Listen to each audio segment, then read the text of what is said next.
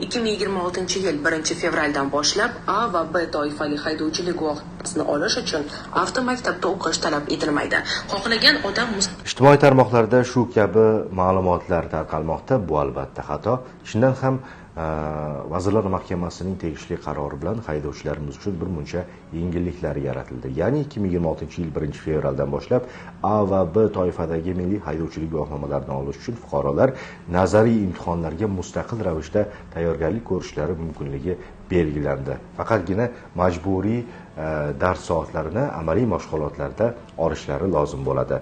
Qolaversa, moped va skuter haydovchilari uchun yaxshi imkoniyat yaratilib, ular uchun 2026-yil 1-yanvardan boshlab A1 kichik toifali haydovchilik guvohnomasi joriy etiladi. A, B, C, D singari haydovchilik guvohnomalari istalgan agar sizda bo'lgan taqdirda siz A1 toifaga o'qimasdan to'g'ridan-to'g'ri moped va skuterlarni boshqarishingiz mumkin bo'ladi. Ya'ni ham yengil tomoni boshqa toifalarni olish uchun 20 ta savoldan 18 tasiga nazariy imtihonlarda to'g'ri javob berish kerak bo'lsa, A1 toifasini olish uchun nazariy imtihonda 20 ta savoldan 16 tasiga to'g'ri javob bersangiz imtihondan o'tgan hisoblanasiz.